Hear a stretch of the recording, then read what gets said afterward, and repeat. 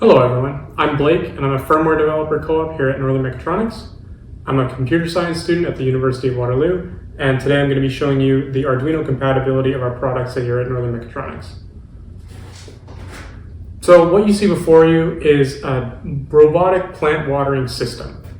Now we'll go more into depth on what that actually means and how everything works in a moment, but first let's discuss the design and the reasoning behind this project.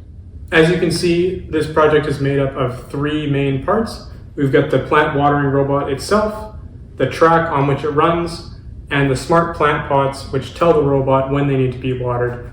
And when they say that they need to be watered, the robot will drive on by, it will stop in front of them, and it will water them as they need it. So this project was done entirely in Arduino using the Arduino programming language in the Arduino IDE. And this was done to showcase the compatibility between our ecosystem and Arduino, and thus it is making it more accessible to a wider audience and making it easier for people with less experience to get their hands dirty and get going with microcontrollers and electronics through Arduino using our products. Also, since NMI specializes in wireless communication, this project was implemented wirelessly using LoRaWAN. Okay, now that we've got the basics, let's take a deeper look into how these parts work. Let's start with the robot itself. Inside the robot here, we can see that its brain is the NM180100 on our evaluation kit. The NM180100 possesses an Ambic Apollo 3 microcontroller and a Semtech SX1262 transceiver. This allows us to deliver an end-to-end low-power chain of components, enabling ultra-low power computing and ultra-low power wireless communication. Plugged into that, we have the Adafruit Motor Shield V2. That controls the driving and the pumping of water. Here we have the water pump, and one of the hoses of the water pump goes up and out, and this is the end that waters the plants, and the other end goes down into the water reservoir. Down below we have the main drive motor, which is geared directly to the front axle by this gear. On the front wheels, we have these rubber bands wrapped around them to use as tires to get better grip. Here is the water reservoir, which can be removed for easier filling, and down here is the IR sensor that detects when to stop to start watering a plant. Everything is powered by three AA's, which live back here and are wired through to the board by these wires. Now let's take a look at the plant pot. This one is simpler, but just as important. The most critical part is this stack of boards, which are all part of our new development platform called the Pedal ecosystem, launching in 2024. In this stack, we have the pedal core, which has the NM180100 on it. On top, we have the environment pedal, which contains an IMU and a gas sensor, and on the bottom, we have the power pedal, which provides power to the entire thing. The pedal core has the NM180100 on it, so it does all the thinking. The environment pedal allows the pot to interface with its surroundings. This connection on the left goes to this soil sensor, which can measure the temperature and capacitance of soil. The capacitance tells us how wet the soil is, since as moisture content goes up, so does capacitance. The other pair of wires on the right side goes to an IR sensor that is attached to the track. This is used as a beacon to tell the robot to stop.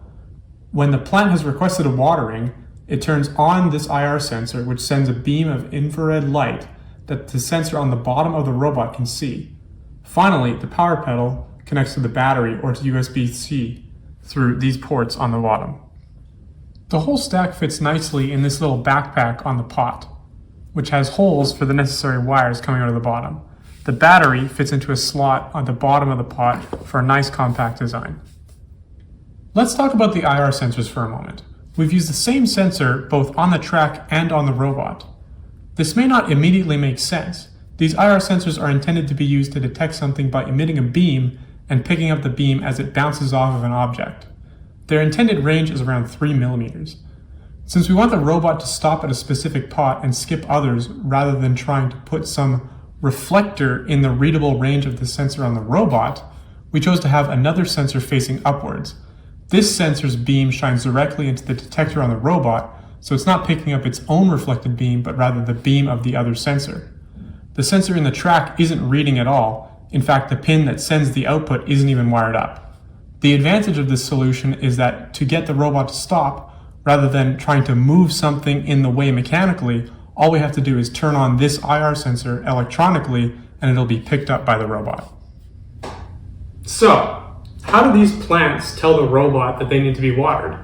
Well, that's where the LoRaWAN comes in. When this plant, which periodically checks this soil sensor to see the moisture level of the soil, if the soil's moisture level is too low, it sends an uplink to AWS. Now the plant pot is running on class A. That means that when it's not measuring or transmitting, it can put the processor to sleep, which means that you get a longer battery life. On AWS, I've written a message routing rule that sends the message that this pot sends and routes it to a Lambda function, and the Lambda function then downlinks that message to the robot. The code for the Lambda function will be in the documentation, which will be linked in the description. The robot operates on LoRaWAN class C, which means it's always listening for a message. Fortunately, the NM180100 that's in here can turn off the processor while still leaving the radio on, and the radio can wake up the processor when it receives a message. When this receives a message, it checks to make sure that the message is, please come water a plant, and if it is, it starts driving along, and it only stops when it arrives at one of these beacons, which is turned on. When it arrives at a turned on beacon, it turns on the pump and waters the plant, and once it's done that, it goes back to sleep and awaits a new message. So, let's see this thing in action. As you can see, I've only got 2 plant pots right now, but this is expandable infinitely as long as you have the plant pot next to the track and the IR beacon to tell the robot when to stop. And of course, this is clearly a tech demo, but you could see how it could be useful, or something like it could be useful in agriculture as a form of precision irrigation. You could use this or something like this to only water the plants that need to be watered rather than watering them all, and thus you'd be saving water. So to demonstrate how this works, I'm not going to wait around for the 4 hours on the cycle of these plant monitors. I have a manual override just to say water this plant or water that plant just by the push of a button.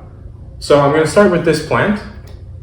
I press the button here, and we wait a moment for the signal to go, and the robot starts driving. And as you're going to see, it won't stop at this plant because that's not the one that called it, and the IR beacon isn't on.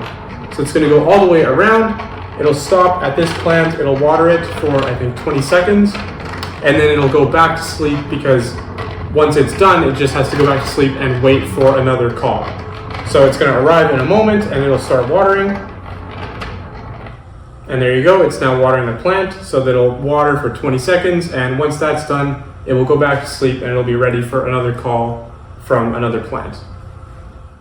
So it just finished watering. And now let's call it over to this plant to water this plant as well. And as you can see, it starts driving and it's going to arrive at this plant, no problem. And it should start watering. And once it's done watering this one, it'll just go back to sleep as well. And as you can see, it's now watering this plant happily. And once it's done, this plant will be watered and it will be done its task. And it will just go back to sleep and await another call from any other plant that needs to be watered. And that's it. Make sure to check out the description of the video for more information. Down there is the GitHub repo for this project. It has all the CAD files, all the code, all the documentation, and everything you need to understand what's going on here if this video didn't do a good enough job at that. Also down in the description there's links to buy our products, so make sure to check those out. I hope you all enjoyed and thank you for watching.